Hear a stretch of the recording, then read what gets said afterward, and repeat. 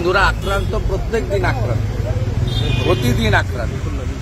এবং এপারে এসে হিন্দু মহিলারা যেভাবে বনগাঁ বর্ডারে কাঁদছেন, বলছেন, এতে প্রত্যেক হিন্দুরই উচিত ওখানে হাইকোর্ট থেকে নেওয়া অনুমতি নিয়ে যে কর্মসূচি তাতে অংশগ্রহণ করা।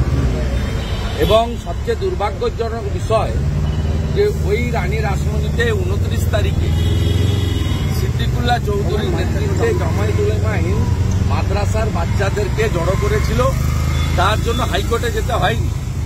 31 তারিখে ফিরাদ হাকিম, কল্যাণ ব্যানার্জিরা ওখানে তৃণমূলের সংখ্যালঘু সেল মানে মুসলিম সেলকে দিয়ে মিটিং করেছিল, ওখানে আপনার অনুমতি হাইকোর্টে নিতে হয়নি।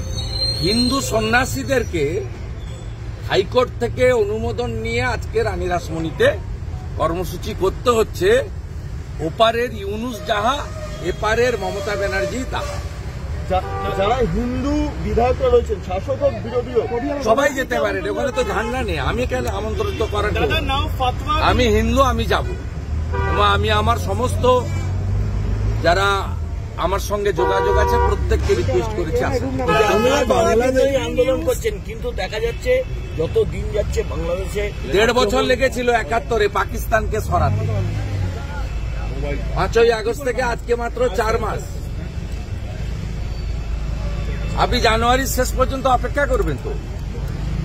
পাকিস্তানকে 71 সালে তাড়াতে 1.5 বছর লেগেছিল, এখানেও একই সময় লাগবে।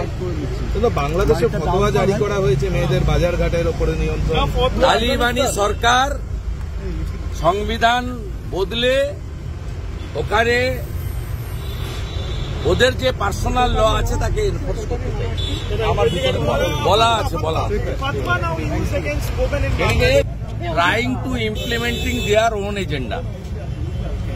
The world community, especially the Hindus and the conscious country, they should react. In 1971, this type of incident happened.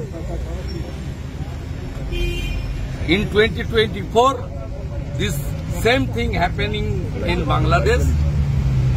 Properly, the world community will react.